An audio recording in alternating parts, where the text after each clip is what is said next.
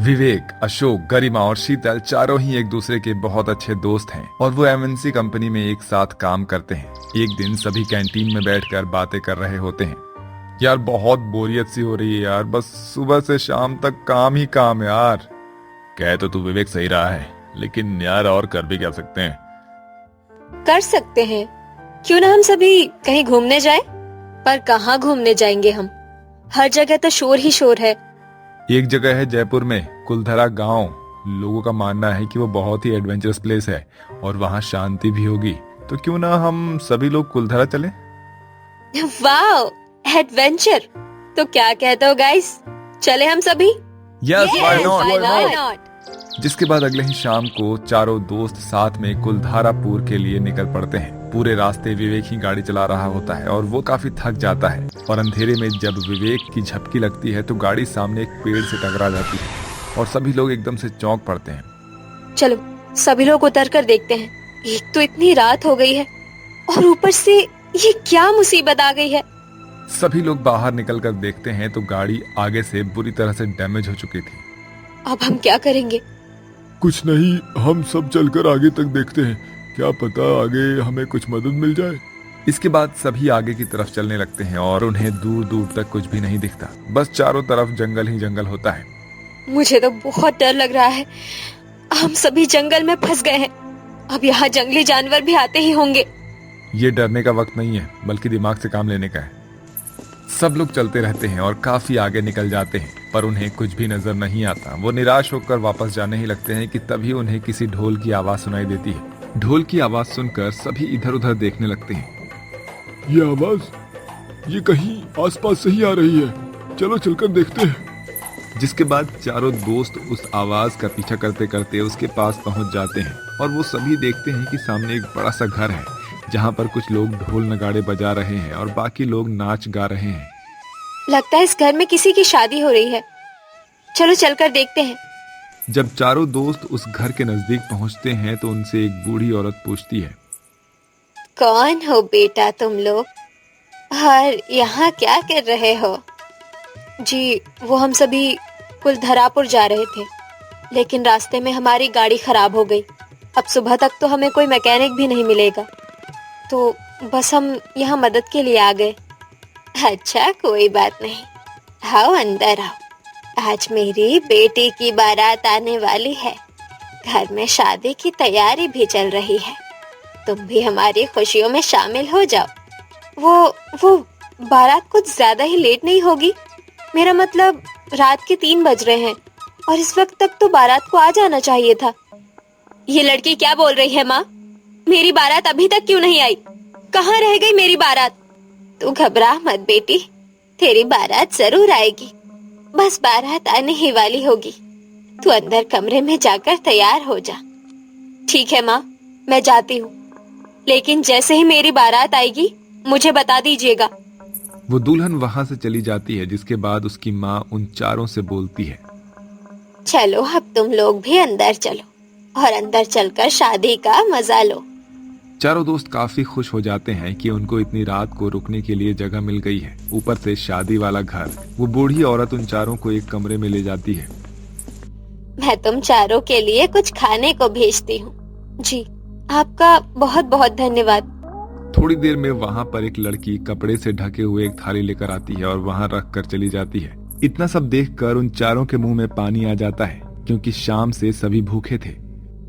अरे वाह, यहाँ तो बैठे बैठे बढ़िया बढ़िया खाना मिल रहा है। जैसे ही शीतल उन थालियों पर से कपड़ा हटाती है तो वो एकदम से पीछे हट जाती है, क्योंकि उस थाली में कटे हुए सर और उंगलियां होती है। ये सब देखकर सबकी हालत खराब हो जाती है और वो सभी लोग डर से सहम जाते हैं। ये क्या है? कटे हुए सर, हाथ, उंगलियां। पल भर में वो कटे हुए सर उंगलियां बदलकर पूरी और पकवान और मिठाइयों में बदल जाते हैं। लगता है ये बस हमारी आंखों का धोखा है, क्योंकि हम सभी थके जो हैं, या फिर यूं कहें कि हमने जो देखा वो सच है। भाई कुछ भी कहो, लेकिन मुझे तो कुछ तो गड़बड़ लग रहा है यार। मतलब देखो, मेरा मानना है कि ये खाना तुम सभी मत खाओ यार, क्योंकि देखो बेकार में कुछ गड़बड़ ना हो जाए। तुम सही कह रहे हो विवेक। वो सभी आपस में बात ही कर रहे होते हैं कि एकदम से ढोल ताशे की आवाज आने लगती है। लगता है बारात आ गई। चलो चलकर हम भी देखते हैं।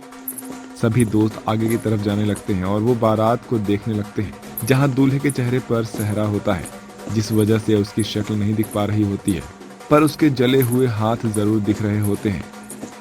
गरिमा, देखो ना, उस दूल्हे के हाथ कैसे जले हुए हैं। हाँ, सच में लगता है इसके साथ पहले कोई हादसा हो गया होगा। चलो ना, छोड़ो ये सब और चलकर हम सभी इस बारात में मिलकर नाचते हैं। इसके बाद गरिमा और शीतल उस बारात के साथ नाचने लगते हैं। तभी दुल्हन की माँ वहाँ पर आकर उन दोनों को डांटने लगती है। अरे लड़कियों, तुम लड़के वालों की तरफ से हो या हमारी तरफ से? चलो अंदर जाओ और दुल्हन के साथ रहो। फिर क्या था, गरिमा और शीतल वहाँ से चली जाती हैं और फिर दुल्हन के कमरे के बाहर पहुँचती हैं। कमरा अंदर से बंद होता है, इसलिए गरिमा और शीतल खिड़की से देखने लगती हैं।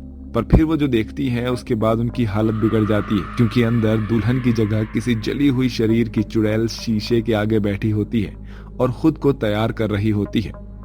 ये सब क्या हो रहा है? गरिमा, पहले वो तालीम अजीब सा खाना और अब ये जली हुई चुड़ैल। हमें जल्दी से अशोक और विवेक को ये सब बताना होगा और हमें यहाँ से जल्द निकलना होगा। कहाँ निकलने की बात हो रही है लड़कियों?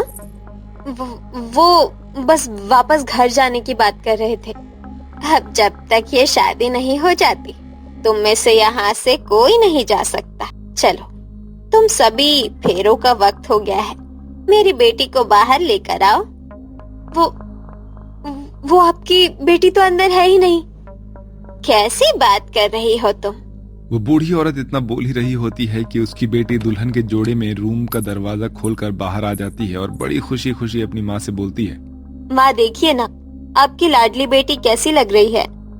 अरे मेरी लाडो रानी, तो बहुत सुंदर लग रही है।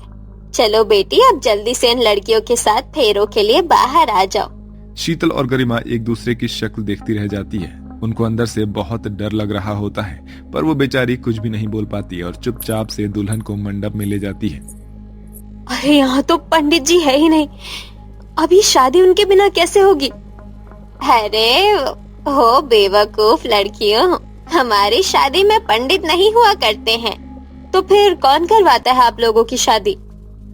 तभी पीछे से आवाज आती है, मैं करवाता हूँ इनकी शादियाँ। जब शीतल और गरिमा उस भूत को देखती है तो उनके हाथ पैर कांपने लगते हैं।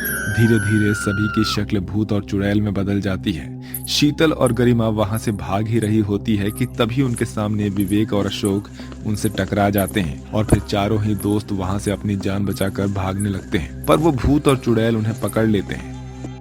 तुमको हम यहाँ से जाने नहीं देंगे।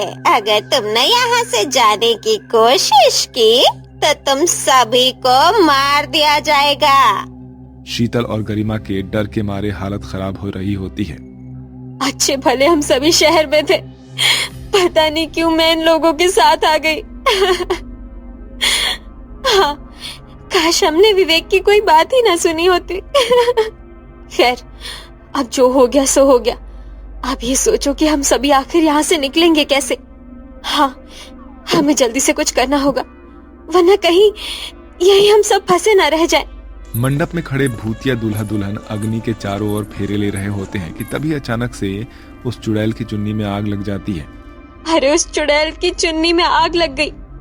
आग एकदम से पूरे कपड़े में फैल जाती है और आग को देखकर दूल्हा अपना सेहरा उतार कर एक तरफ फेंक देता है और उस दूल्हे का चेहरा भी बिल्कुल जला हुआ होता है। वो उस चुड़ैल के कपड़ों में लगे आग को अपने हाथों से बुझाने की कोशिश करता है, पर आग उसके खुद के कपड़े में भी लग जाती है। वो दोनों ही आग में बुरी तरह से जल रहे होते हैं।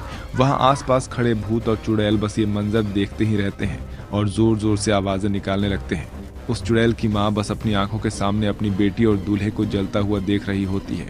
देखते ही देखते वो दोनों दूल्हा दुल्हन जलकर खाक हो जाते हैं और आग बुझाने के चक्कर में बाकी जगहों पर भी आग लग जाती है। सारे भूत और चुड़ैल उस आग में जल रहे होते हैं। वहीं वो चारों दोस्त मौका देखकर वहां से भागने लगते हैं। उन्हें कुछ भी पता नहीं होता है कि वो कहाँ जा रहे हैं। भागते भागते रोशनी होने लगती है और सूरज निकलने लगता है। चारों की हालत बहुत बुरी हो जाती है। तभी वहां से साइकिल पर दूध वाला गाना गुनगुनाता हुआ गुजर रहा होता है। दूध वाला उन चारों को देखकर अपनी साइकिल एकदम से रोक देता है। दूध वाला उनकी बात सुनकर एकदम से चौंक जाता है और उनसे बोलता है, हम तुम सभी को बतावत है ना, कुछ साल पहले यहाँ एक परिवार रहता था और उसी के घर में एक लड़की भी थी जिसकी शादी होने वाली थी। अब बड़े ही धूमधाम से तैयारी चल रही थी और सब मेहमान आए हुए थे। पर शादी के दिन एक हादसा हुई गवा। जब लड़का और लड़की अग्नि का फेरा ले रहा था तब भी अचानक से दुल्हन का कपड़ा में आग लग गया और फिर आग बुझाने के चक्कर में लड़के के कपड़े में भी आग लग गई और धीरे धीरे वो आग पूरे टेंट में फैल गई और सब लोग जलकर मर गए। जिसके बाद वो दूध वाला उन चारों की मदद कर देता है और शहर जाने के लिए रास्ता बता देता है। वो चारों दोस्त सही सलामत शहर आ जाते हैं और घर जाकर उनके सांस में सांस आती है और वो सभी ये डिसाइड करते हैं कि वो आज के बाद किसी भी एडवेंचरस प्लेस पर नहीं जाएंगे।